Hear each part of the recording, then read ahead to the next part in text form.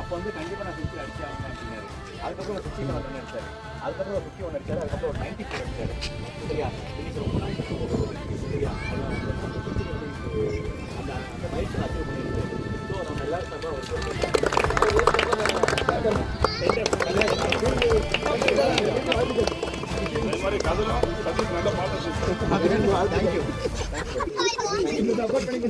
support பண்ணி